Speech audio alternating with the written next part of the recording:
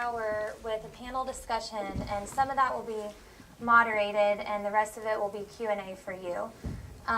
We're very excited to represent a diverse group of panelists for the nonprofit sector, Gregg, the filmmaker, so the arts sector, as well as the business community. So we are hoping to really engage the interdisciplinary nature of this topic. And just out of curiosity, since this has been an interdisciplinary effort, I'm curious how many of you came here and are related to the film school, for example? Could you raise your hand? Okay. And how many of you are with the business school or the business community? Okay. And how many of you are with CAST, the nonprofit community? Okay.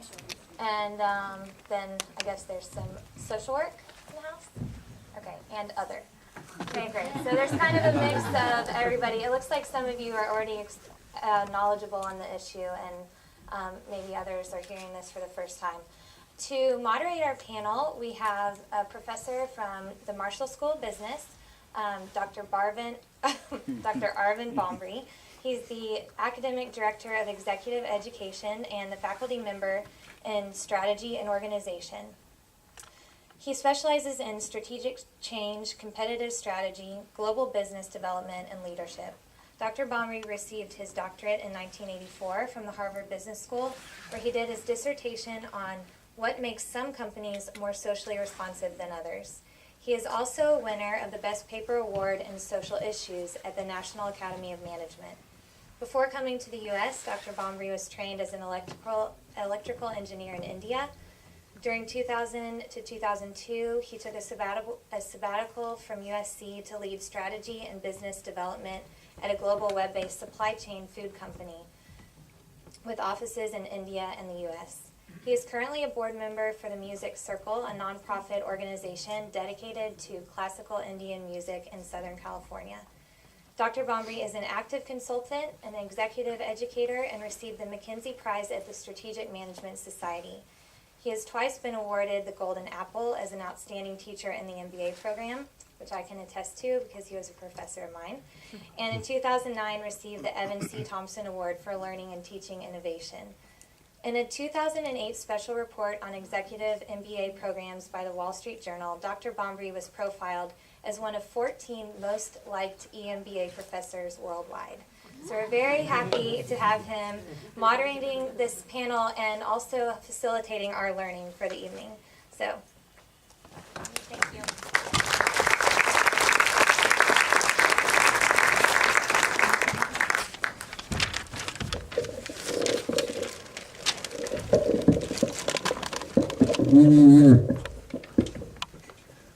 Well, it's a great privilege and pleasure to be here. Margot was a wonderful student, but what I never imagined when I first met Gregg was that this movie that he talked about, this project, would turn out to be such a wonderfully involving, emotional, I would just never have dreamt of it. And it is, I listened to this and I watched this, and any of us who grew up in India, we were like that group of school children, waiting for the school bus and walking by and seeing kids laboring, making bricks, cleaning up, sweeping on the streets, collecting garbage. And that's something that we saw every day. And now, having become an educator, to also realize that those kids wanted to be with us going to school instead of doing what they did is a really powerful and a very, very real message. So it's a great privilege to be here in terms of this panel discussion and to have a conversation with you. So among the panelists we have, first of all, Kay Buck. Kay Buck is the Executive Director of the Coalition to Abolish Slavery and Trafficking. It's called CAST. And it's the first organization in the US that's exclusively designed to work on the issue of human trafficking. She's had nearly 20 years experience in the human rights field at the state, national, and international levels. And as executive director of CAST, she oversees a dedicated team that mostly in two divisions, advocacy and training and comprehensive services for survivors. They have a national training program on human trafficking and its model client services program that provides intensive services to survivors of trafficking. I could go on with several other things that she's done, but I know you'd rather hear her share her comments. So all I'm going to add is that in 2005, she was given the Changemaker, Dreammaker recognition alongside Senator Hillary Rodham Clinton by the Women's Foundation of California. And we have Sriram Dasu, who's a colleague of mine. He teaches information and operations management. He received his PhD in operations management from MIT. And before that, he did his MBA from the Indian Institute of Management in Calcutta, which is where I also studied many years ago. And among his areas of research are global supply chain management. And most recently, he's working on initiatives on how to apply operations management principles to healthcare organizations, particularly healthcare systems in different parts of the world, as a way of providing a sustainable solution to health and poverty issues in third world countries. And of course, the person who is the star and the reason why we're all here, Gregg. As you all know, he wrote, directed, produced Kavi. Kavi, for those of you who don't know Hindi, means poet. So it's a wonderful name, and it's been nominated, as you know, for an Oscar. And we're all hoping that on Sunday evening, we see him and Margot go up to the stage to receive the award. He's relatively speaking, a young kid. But given that he's done a lot of stuff, he's traveled the world to film in countries like El Salvador, China, Kenya, and England, projects ranging from National Geographic and BBC documentaries, as well as independent films. And of course, what is most compelling is his talent combined with his passion for social issues. His documentary Overexposed was also an award-winning work in which he examined how pornography affects men. He is, as we're all proud to know, a USC alum. So, if we can have these panelists come up here. And what we're going to do is we're going to start with Gregg talking briefly about how and why he made the film. And then Kay will talk about how this fits into a broader context of human trafficking and slavery.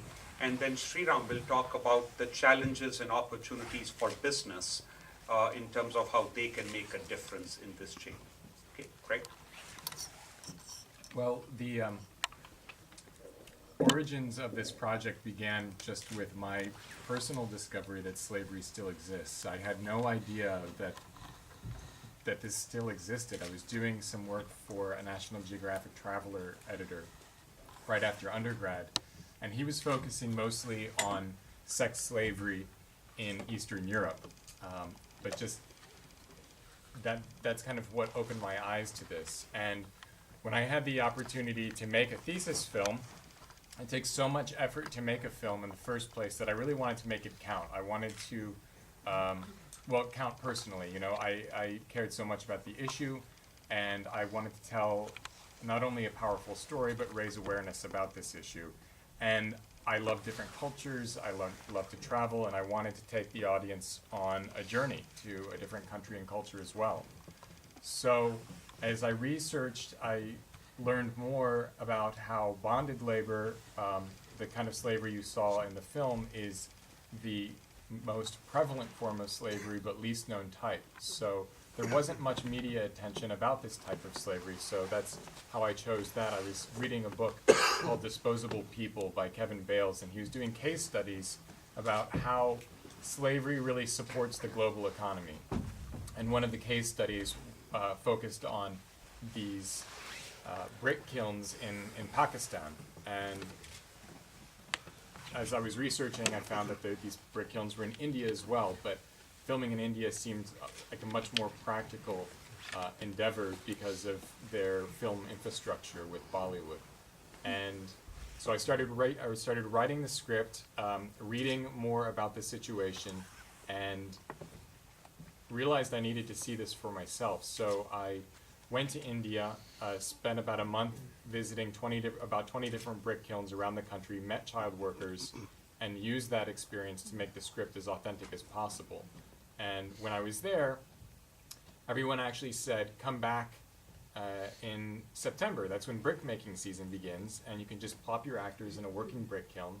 So, instant production design. So that was the plan. I went back to the States, did some fundraising, returned to India, and as soon as I got back, everyone said, no, it's not brick making season. You're here too early, go home. Come back in December, and then you can make it.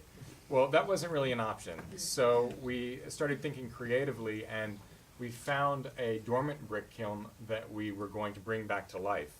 And the only issue was that it was monsoon season. And it was an abnormally long monsoon season. So we had to push the shoot. We almost had to cancel the shoot. We had to push it 1 week, 2 weeks, 3 weeks. It looked like it wasn't going to happen. And there was finally a clearing in the weather. We got our 60-person crew out to this small village.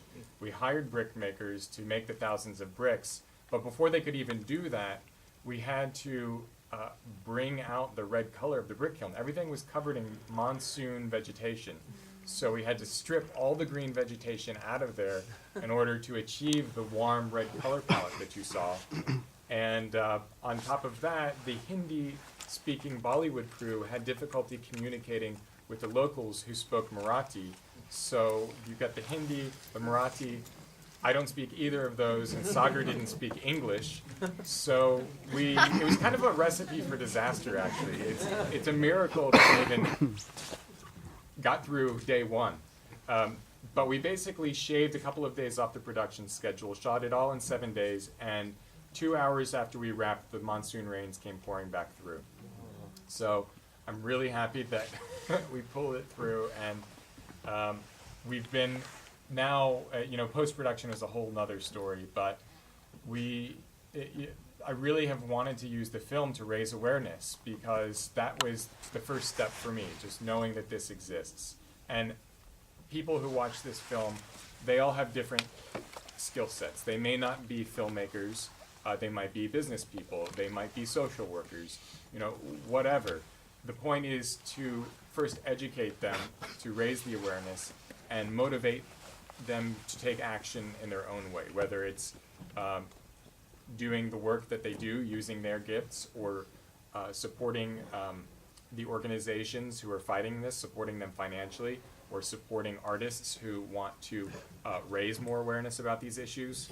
For the artist, it's a tough environment because everywhere you go in Hollywood, they say drama is a dirty word. People don't want to see this. So where are you going to get the support? It comes from people who really care about these issues. And a lot of times people don't know what they want until they are shown what they could want. And that's what I'm trying to do with this film and with other films. So that's my story.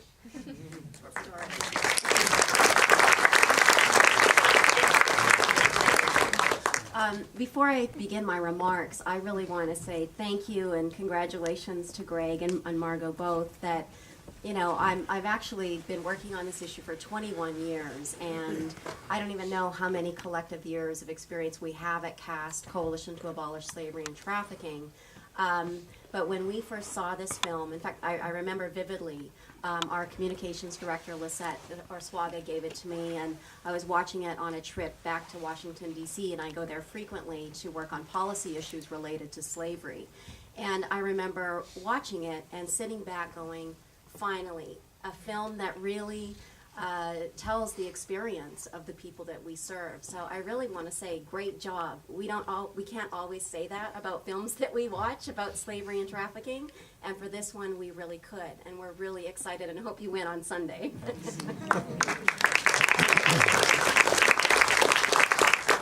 So I'd like to start by reiterating something that read on the screen, but I'm not sure everyone got that. And I think it's a good place to start for tonight's panel. And that's that many Americans think of slavery as a problem of days long past. And yet the astonishing truth is that it's very much alive and well today. In fact, there's more slavery today than ever before in our history. It's hard to grasp that concept, but on the screen it did point out that there are an estimated 27 million people, that includes women and men and children, in slavery conditions around the world today. And it's important to know that this is a global issue. We see it in every country around the world. And here in the U.S., we found that between 15 and 18,000 people, again, women, men, and children, are trafficked into the country each and every year.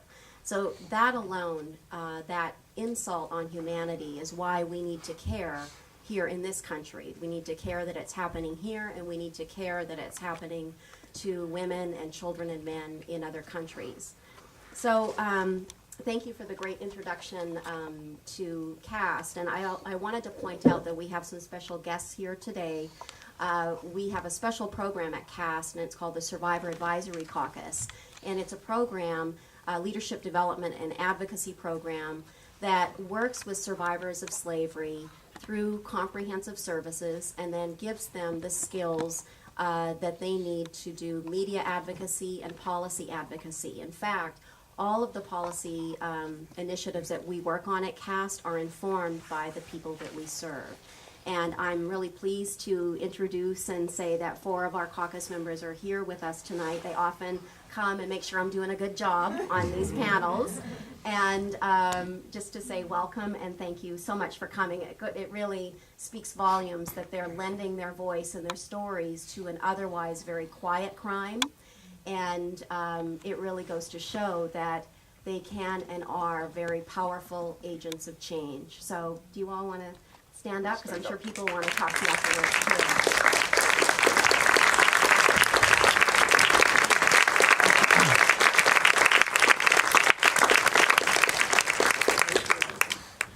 Thanks, everybody. So in watching this wonderful film, Kavi, you've had the chance to witness how everyday products are made with slave labor, products that we actually buy on a weekly basis or on a daily basis. And what we're trying to do at CAST, along with our coalition partners nationally and internationally, is to change this. And I really, I want to say a couple words about a Senate bill here in California that we are sponsoring with one of our partner organizations. And Chris Miller, if you could stand up, he's here from ASSAT, one of our partner organizations, co-sponsoring with us. Just let me briefly describe what Senate Bill 657 is. It's otherwise known as the Supply Chain Bill. That's what it's fondly known as throughout the state of California. And it's really the first step to providing consumers, people like you and me, with the tools that we need to be responsible consumers. And this bill is really simple in concept. If each retailer and manufacturer had policies in place to look at their production, policies to show how they're complying with already existing laws, and posting this information on the web, it would be a powerful tool.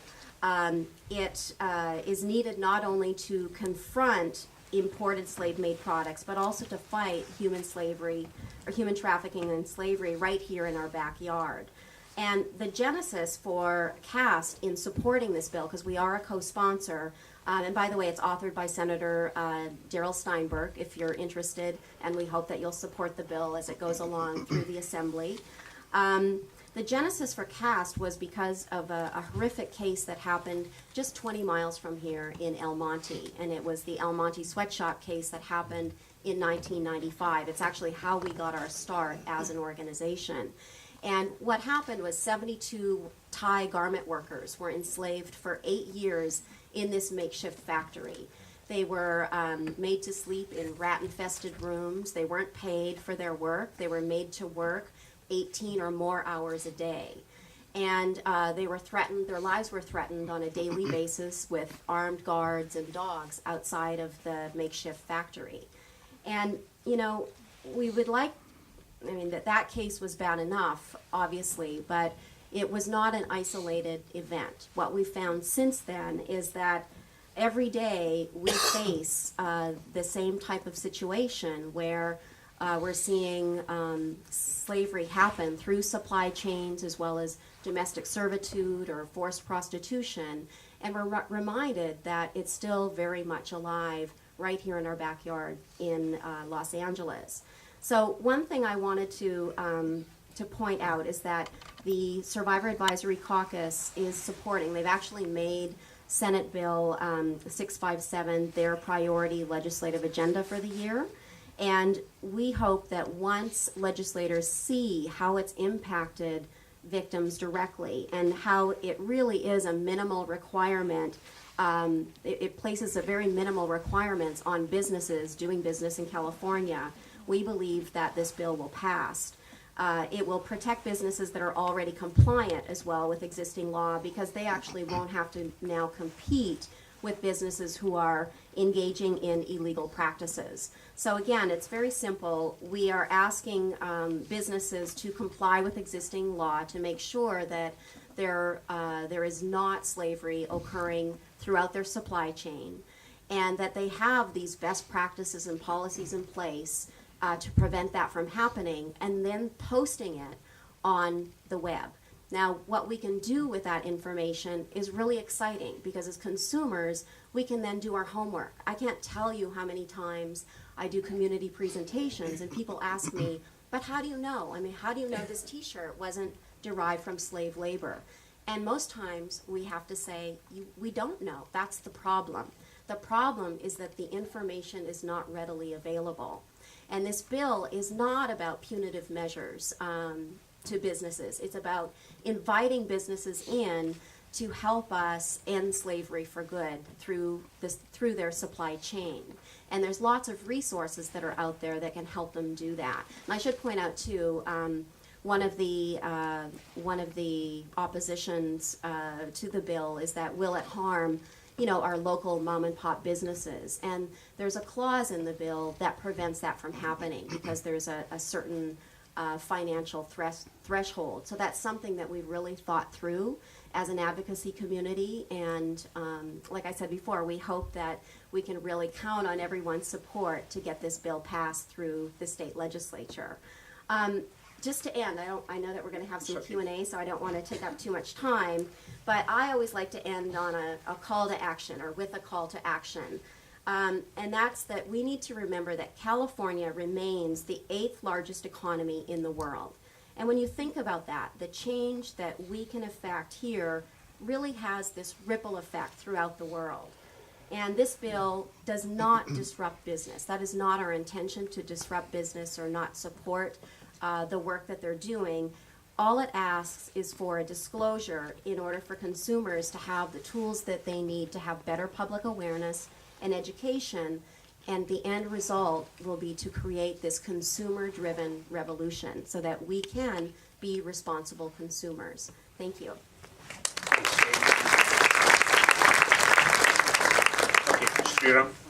I want to thank Greg and Margot for inviting me to this, and I would agree with Arvind that when we grew up in India, this is a very common sight. I grew up in small towns in India. My father used to work in the cement industry, and I actually recall an event when we drove to a gypsum mine, and the place we lived in, the temperatures took over around 118 in summer, and I distinctly recall seeing one of the workers having a baby on her back, maybe a couple of months old, working in that heat. And it's really fantastic that you could take these kind of stories and tell it in a way that is very real without, I agree. I think that's a fantastic aspect to it. And I also agree with you in the sense that there is a lot that businesses can do, right, in terms of influencing this. And as I think we can, as consumers, be quite active. And if you think about companies that are actually doing something in the supply chains, are the brands that we are aware of. So if you take companies like Nike, the consumers of their products are largely student groups. And so these companies have taken a lot of initiative in terms of being involved in the supply chains. By supply chains, let me just quickly explain what these are. So a brand like Nike might use a number of agents to source their shirts, which in turn are based on cloth produced elsewhere. Now, Nike, for example, will be actively involved in looking at how these garments are produced in various countries, and they want to make sure that certain standards are maintained.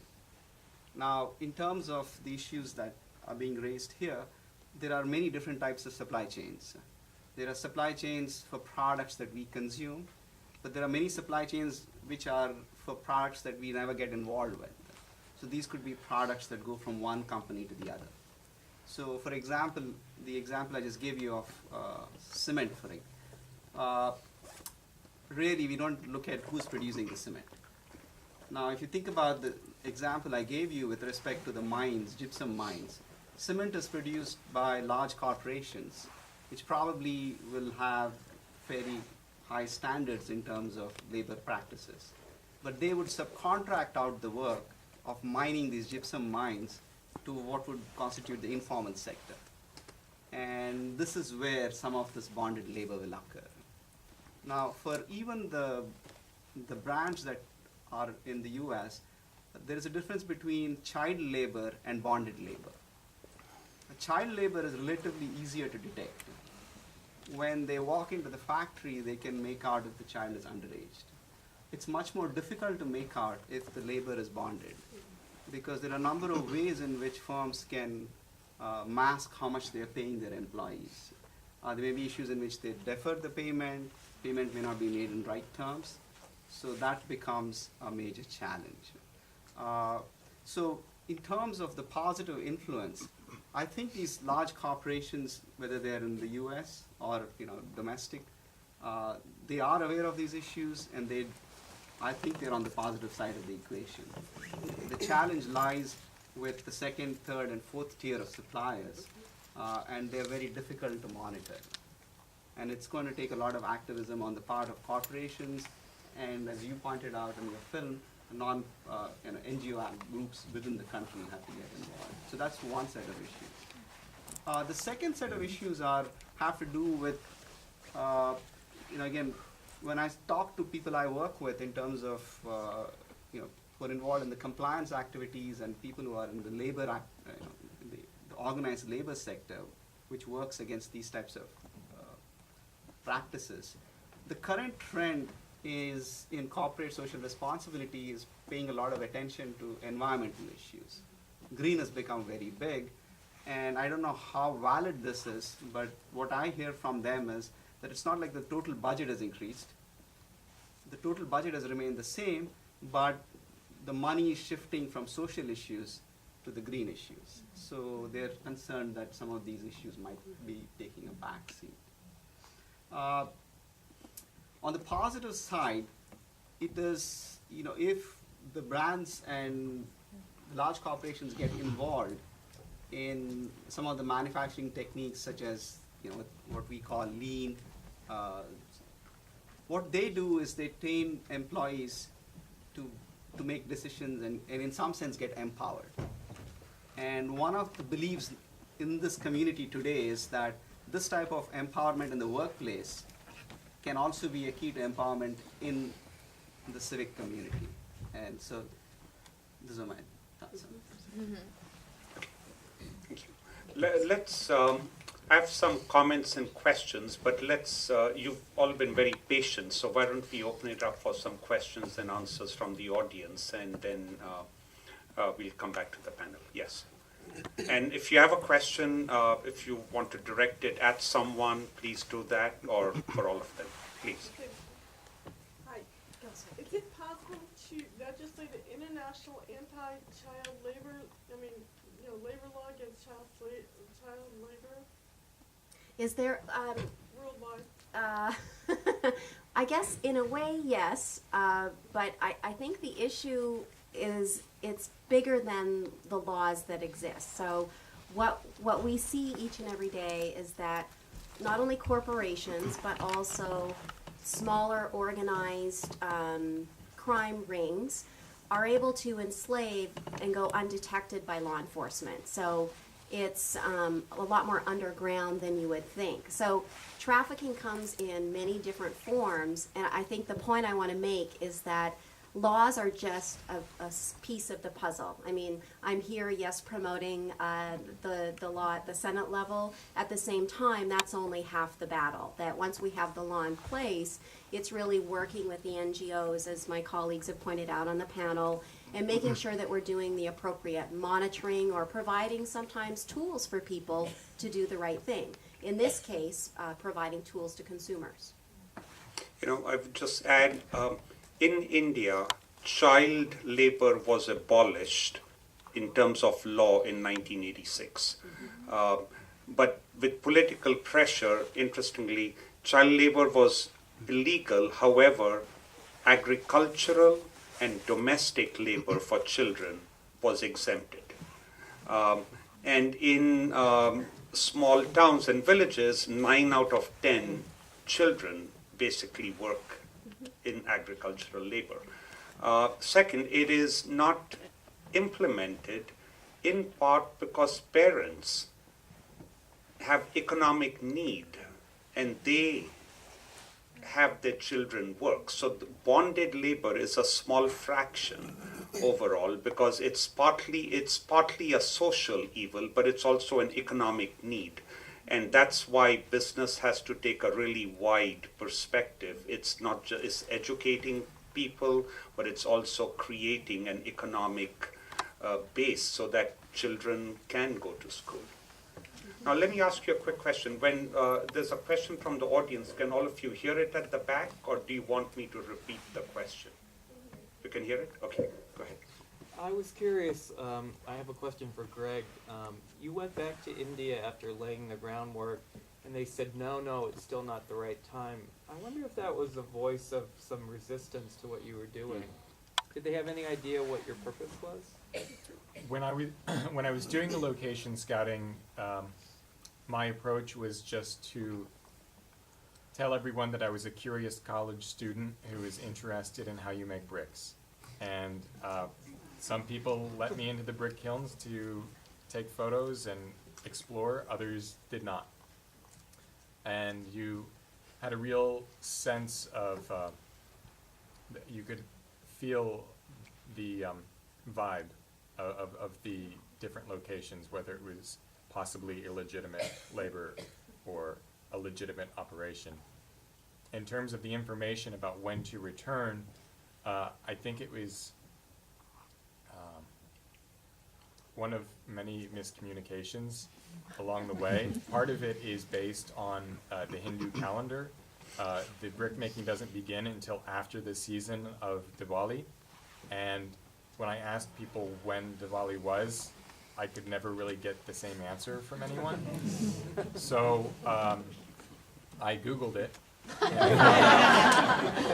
Did it give That it was my end of answer? November, and our tickets back to the States were booked mid-October. So that wasn't happening. We had to. It really was not brick making season.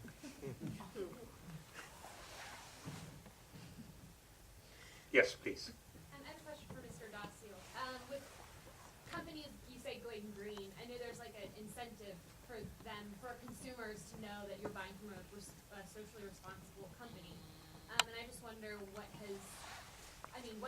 how does that affect the bottom line? Like what's in it for business to show that they're corporately responsible in terms of slavery, especially in instances where it's hard to know when they're subcontracting, if it's hard for them to know.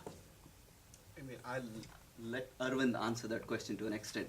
What's the incentive for companies to be socially responsible? I think is a very broad question.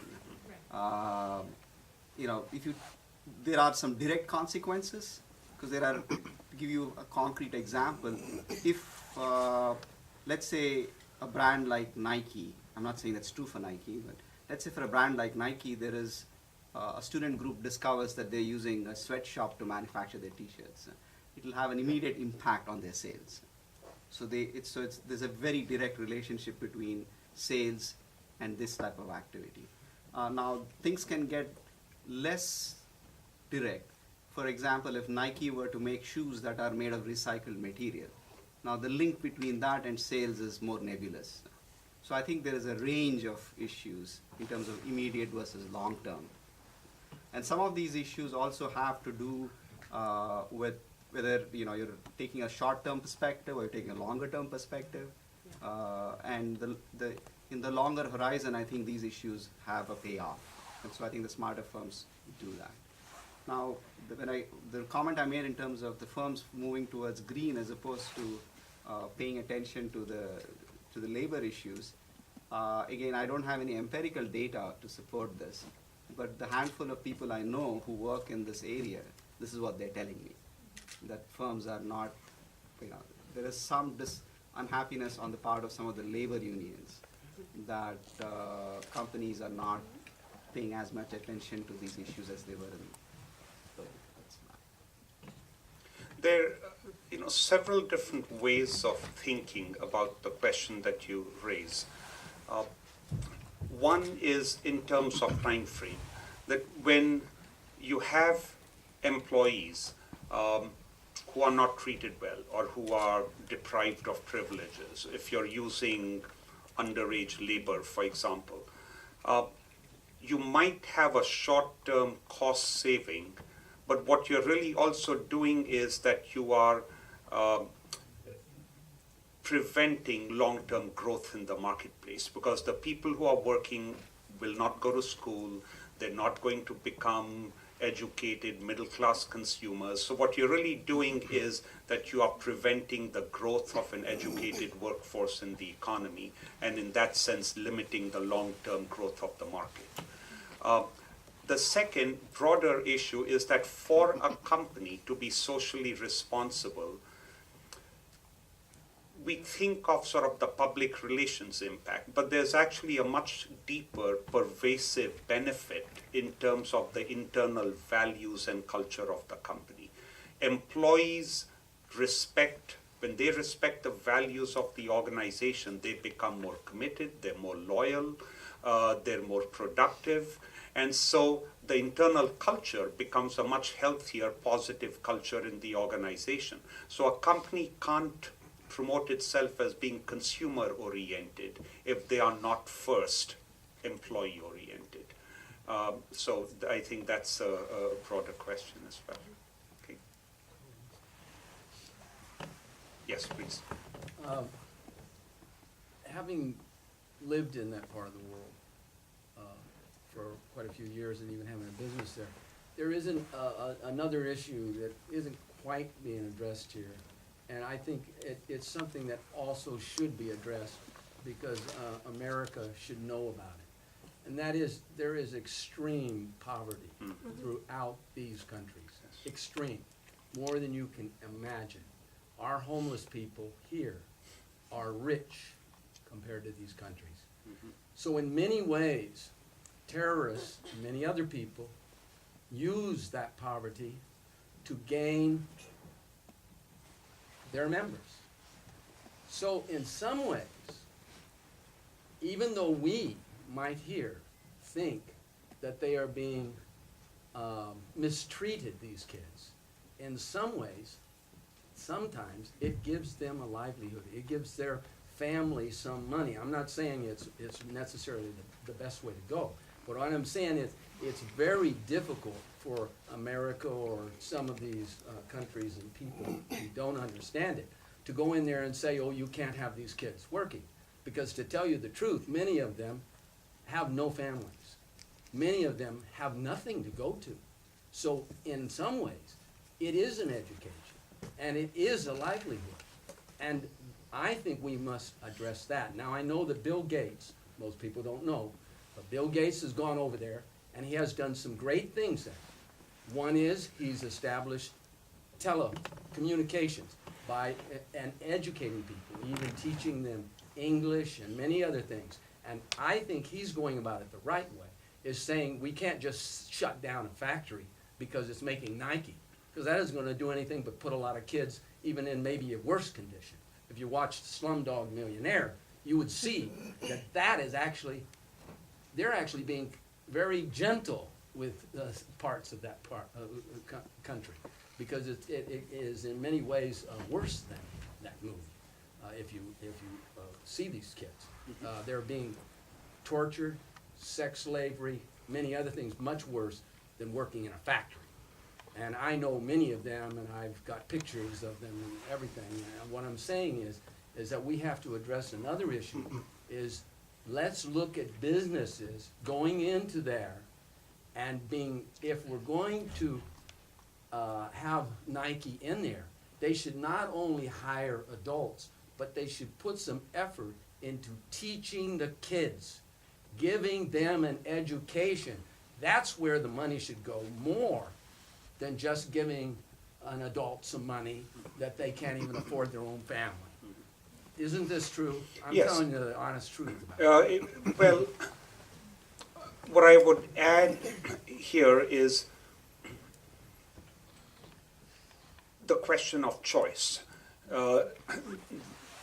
There are families and children who work out of choice, but the employers can be enlightened in the way that they can both gain from their efforts while also providing for them. So, for example, several years ago, an organization was founded called Mobile Creche. And what it was a group of young women, graduates, who saw that in any construction site, all over Delhi, China, you see construction sites and you see dozens of laborers carrying bricks on their back. And usually, just as you've seen before, the parents will usually have the children with them, just because they have no alternative.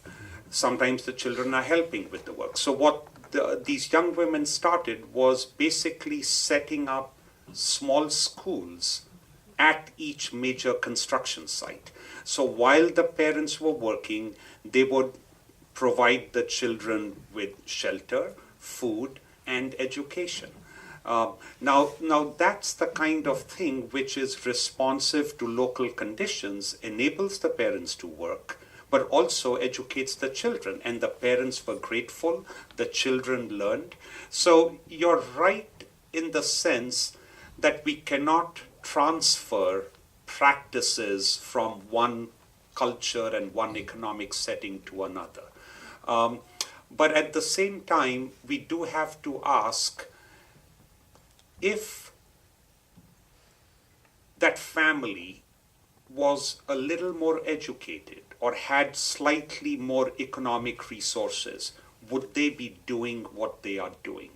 And if they are not, as a multinational organization, as an employer, what is our obligation to enable them to do that, to help them? So, but you're absolutely right. We can't just transfer practices and make judgments just without understanding the local context. Yeah, I think that I really believe that country needs education and the opportunities to advance. Without that education, those kids grow up. Mm-hmm. I was there and I saw little Afghanistan girls as I was in Karachi. I was all throughout, even into Afghanistan, but I was in Karachi during a period of time, and the little girls from 3 years age and up had traveled across 800 miles of terrain to get there. Mm-hmm. That is an amazing feat. These are like heroes to me. Now, when they get to Karachi, it is a better life. They lived in Qatta Market there, and I was doing some work there, and I met them every day and had lunch with them, all right? Now, they were begging. I never, ever give to a beggar, but I did have them do things. Anyway, the whole thing is what I'm saying is there they began to learn English. Mm-hmm. Being around me. And after they did, the governor came down, Governor Sen came, and he saw these kids, they eventually got on television, and other people. What I'm saying is, it gave them, and I was only doing very little. I mean, this is no hero, I'm just very little, but I'm just saying that these kids advanced and got out of that sex trade, because that's where they were going headed. And I think that's what we need to do. What is is- educate. Yes, Do you Margot. have some of the stats on the issue of bonded labor in America, or what does this take? How does that take form here? Well, slavery takes on a lot of different forms here, and I think some of the root causes are very much the same as what you would find with slavery in India or Thailand or Mexico. And I know our moderator pointed out that poverty is one of the key issues. So I do want to say that by supporting communities, I think there's this great statistic that came out of the Peter Buffett's Foundation where if you invest in women in a village, 90% of that investment, of that financial investment, will actually be reinvested in the community through small businesses, education, those types of endeavors. So it's really, like CAST operates, more of an empowerment model. So I did want to point that out, and I think that's what you were saying with the Yeah. group in India, that it's really about using an empowerment model so that you're not imposing values or views on a community or on a family, but rather making sure that you are empowering them to do what they want to do. They just needed the resources. So to get to your question, we do see a lot of different types of slavery in the United States. Most of our cases in the greater Los Angeles area have been domestic servitude cases. We've also seen sweatshop cases, slavery in the restaurant and hotel industries, and also forced prostitution or sex, what we call in the field sex trafficking or sex slavery. So that is why, I mean, we support a lot of different types of initiatives to end slavery in all its forms. So for the supply chain bill, for example, we're supporting that as a way to prevent the slavery that we're seeing in the garment industry. Here in the greater Los Angeles area, we hope that this will be replicated in New York, where there's a sizable garment industry as well. Do you find that it tends to be with immigrant groups largely? Most of our experience has been, yes, working with foreign national survivors. Most of our clients at CAST tend to come from Mexico and Latin American countries, as well as countries in Asia, because of where we are here in Los Angeles or California geographically. Now, our partners on the East Coast tend to serve survivors who are from Africa and Eastern Europe. So I think it just speaks to the geography of it all. Thank you. Yes. Yes, you had a question there, Jen? Yes. By the way, your film is very good. I've been studying this subject since 1971 when I was here at UC. And I am glad that you made this. And more films should be done like this. But my question is the following. We're talking about compliances of a business. And sometimes we forget about the root of those companies. Where do they get the money in order to finance somebody else? We gotta run to the bank. And the banks put a lot of pressure into those businesses in order to comply with them and pay the high interest because it's a business loans. So where do you leave those people? And there, when they have to comply with the banks, I mean, we all are slaves. Right here. We don't have to go someplace else. When we are paying 600-700% a month to the banks, that's something very, very wrong. And we have to address that problem. I've been researching, and I'm ready to write a book about the present and future slavery, because that is the root. In India, we have the Bank of England, we have Chase Manhattan, where they control everything. They buy the politician, as you know it, whether it's in Russia, whether it's in South Africa, or in South America. So we gotta address that problem. It's not only, we have to go back to the basics. Where is it coming from?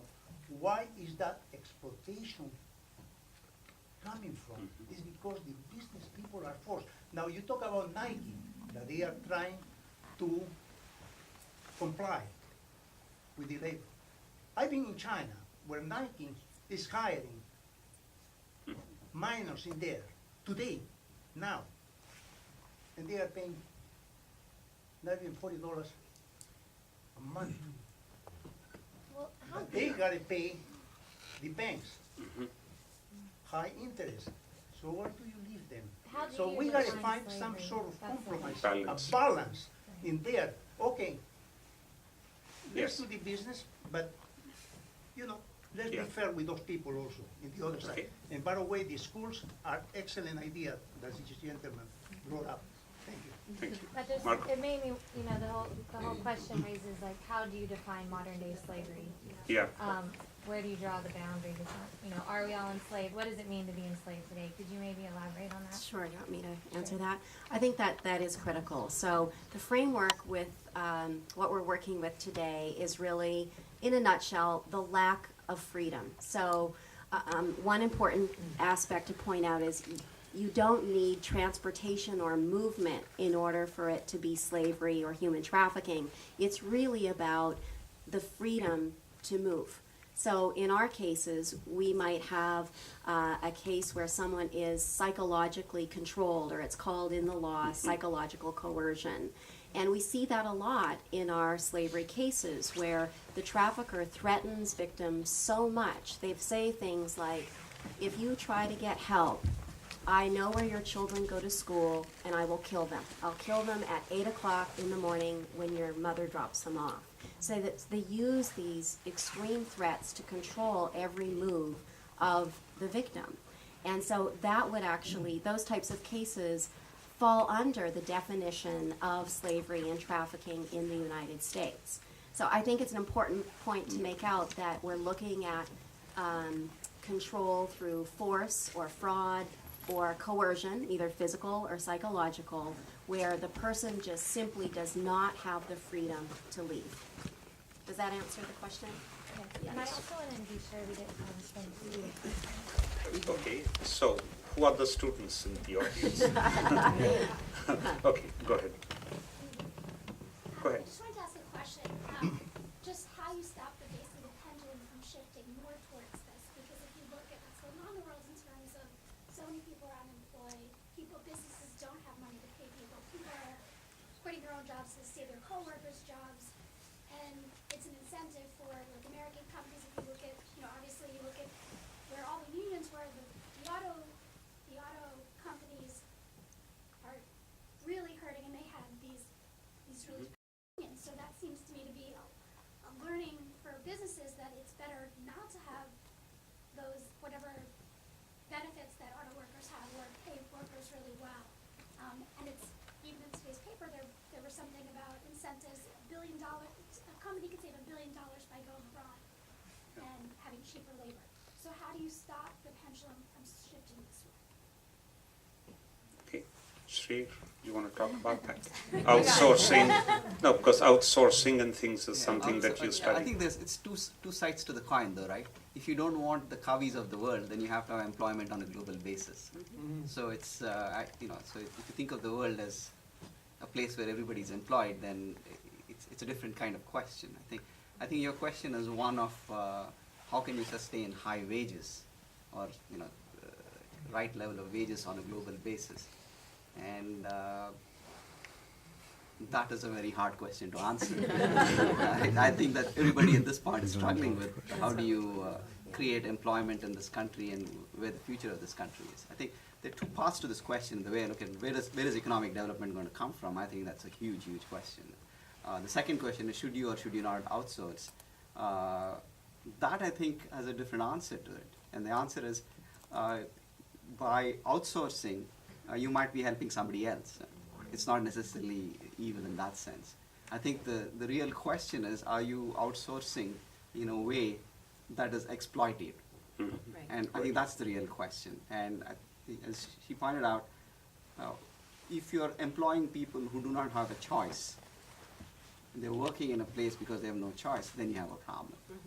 But if you're working in a place because you choose to work there, I think it's more of how competition works. Right. Yeah, the question from a student here, so please.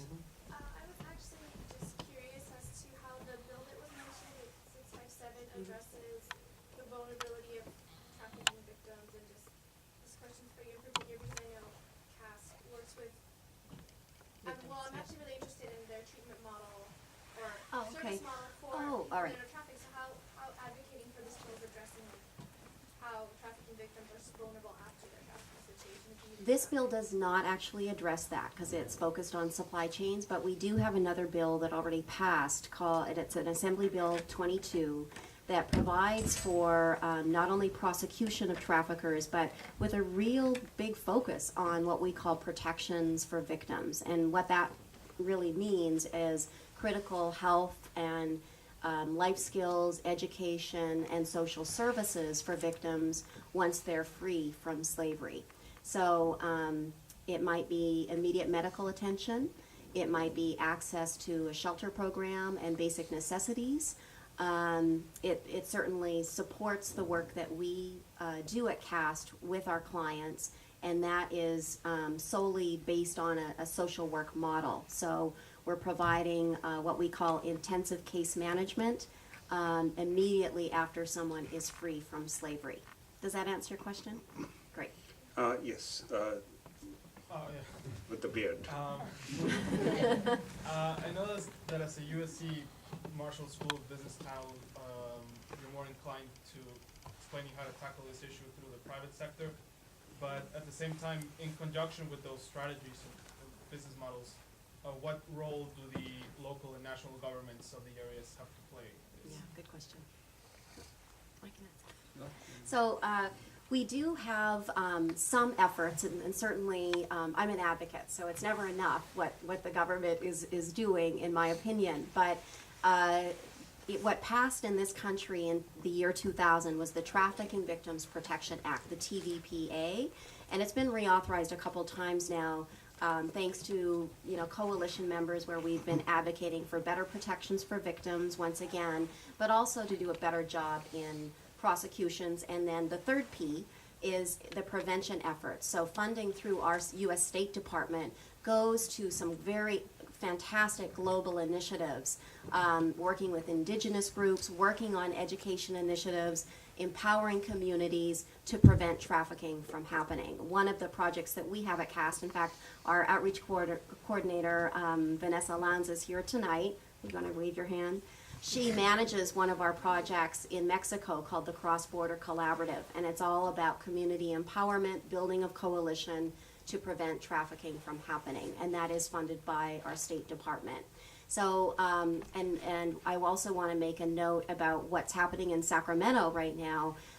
Just 2 months ago, they established a grant program through CalEMA, which is the California Emergency Management Agency out of the governor's office, to support the existing task forces throughout the state of California to address trafficking through prosecution, but also through victim protection, so that they're getting the services they need to become reintegrated into the community and become thriving community members.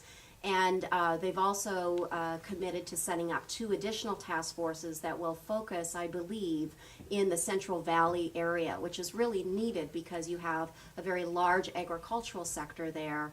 And we've certainly received reports that trafficking is occurring, but there's just not an organized effort to address it. So this money through the state of California will begin to address those issues in that geographic region.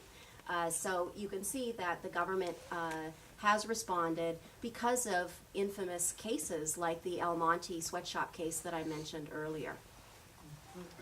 Yes, of course. You're using 2 terms somewhat interchangeably, Yes. which is slavery and trafficking. Mhm. Could you sort of delineate those 2 parts? We actually do use them interchangeably. So I think that I'll tell you somewhat of a funny story, because I worked in Asia for 6 years on the issue of slavery with NGOs on the ground before I moved to this country. And when I moved here, I made a call to a government agency asking, where can you put me through to the department that works on trafficking?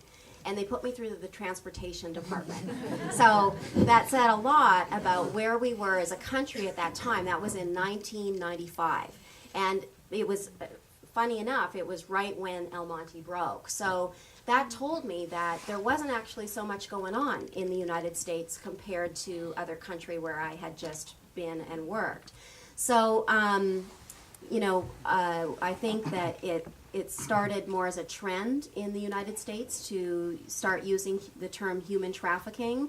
What I'm seeing now, right from Washington, D.C., all the way down to NGOs, is that we're using the term slavery more because it resonates for people in this country. There's a history to that, and it's an important history that we need to be mindful of as we do a better job in addressing slavery as it exists today.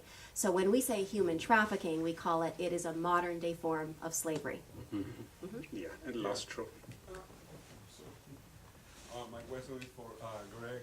Congratulations for the film. I think it touched my heart. Thank you. My question is, what are you planning to do with this film? It's going to have distribution all over the world, and also it's going to be subtitled, especially in Spanish as well?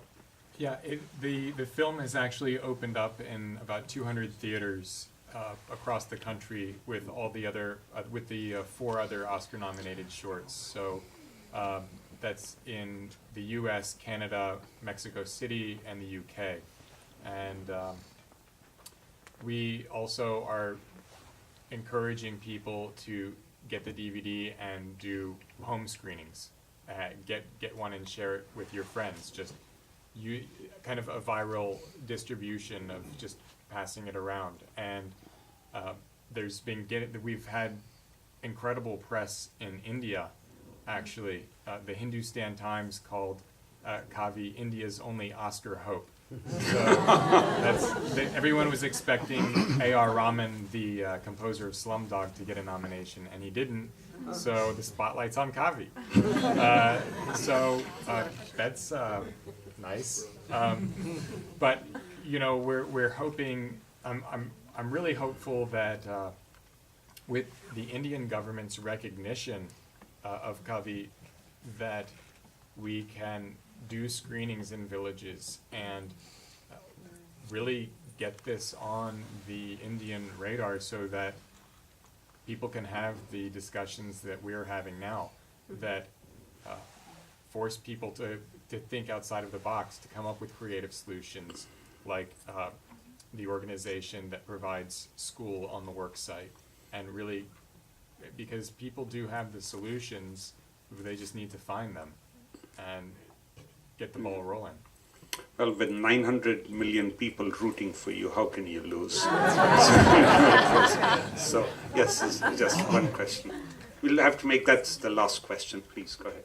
Yeah, yes, you had your hand up. Yeah, Right? it was in the news, I can't remember how many weeks ago, it was like a big, huge sting operation in Ohio. Are you familiar with that? And it just sort of blew me away of how many people it caught right here in America. And then it got me to thinking, what was the law back in 1865 or whatever when they outlawed slavery? What was the penalty for that? Does that law still exist? Do they have a new law now? And it seems like people just go to jail for a few years, they come back out again. What was the penalty now, and why would they change the law from 1865 to make it any less severe? Right, good question. There was a law, of course, there is a law, and there is also a new law. And the reason they created the new law, it was the one I mentioned before that passed in the year 2000 initially, and it's gone through a few reauthorizations, and that's at a federal level, is because prosecutors found, just from a prosecution perspective, it did not address what slavery was today. So they weren't able to, how do I say this? They weren't able to get the traffickers based on how people enslaved people today. So they made changes in order to accommodate that and really see it as this modern day form of slavery. Because today, what we see is really a prison without walls, where Kavi demonstrated cases that we also see where the boy was chained to the wall. But more often in the United States, what we see is that psychological coercion. That element of slavery is very much alive today. So we don't find people are chained or locked in all the time. In fact, many of our clients actually, there could be some community interventions if people were just aware of the situation. For example, some of our cases involving domestic servitude, they are allowed to leave the house every morning to take the traffickers' children to school and then come back. And the reason they don't talk to anyone or seek help, at least in the beginning, is because they're afraid for their life or the lives of their family members, because traffickers threaten that. They also threaten things like threats of deportation, or they'll tell the victims that you can't trust the police here. And remember that oftentimes our clients have had negative experiences in their home country with police, so they're afraid to go to the police for help. They don't know who to turn to. So that is the reason why they created the law in 2000. And I also want to point out that the law we have in place in California is an extra tool to be able to prosecute at a state level. So we have a federal investigation and prosecution as well as a state level investigation and prosecution, which helps us in the NGO community so that we have two options to work with either the federal folks or the local folks. Okay, now this lady, you've had your hand up several times, but now, so do you want to ask your last question? You want to have the last question? Yes. Well, you guys sound like you already have it all wrapped up, and I don't know what you're having us asking questions, but if it's true that the business slavery is not just happening in India, but in all the countries of the world, then why not start at the top instead of the bottom and take your film and have a special symposium and a screening of it at the United Nations, where former President, Vice President Al Gore got Nobel Peace Prize. So if that's the place to start, If you know anyone at the UN who wants to invite Exactly. Why haven't you done that, Greg? Well, I think it's important to start at the top and at the bottom, and that's us, the individuals. So if there's more information on these cards, we have a Facebook page, and there's email lists that we can pass around if people want to stay updated on what's happening and how they can get involved and see the list of the organizations who are fighting this on the website. And the DVDs are available outside. USC discount, $10. Okay, Greg, do you want to say the last word on how the response to your movies made you feel and what you might do next? It's been, I can't tell you how encouraging it has been to have the film recognized by the Academy, but also recognized by individuals. Approaching the film was difficult for me because this isn't my country and my culture in India, and I wanted to do justice with the film, and it's been exciting that every competitive Indian film festival we've played in, we've won, and that's an incredible vote of confidence from the South Asian community. But just the response has been overwhelming, and it's incredibly encouraging that audiences are asking forward-thinking questions about what they can do. So just thank you everyone for your support, and I hope you can tell people about the movie, and if you know other artists who are trying to make a difference with their work, encourage them as well. Thank you. Thank you.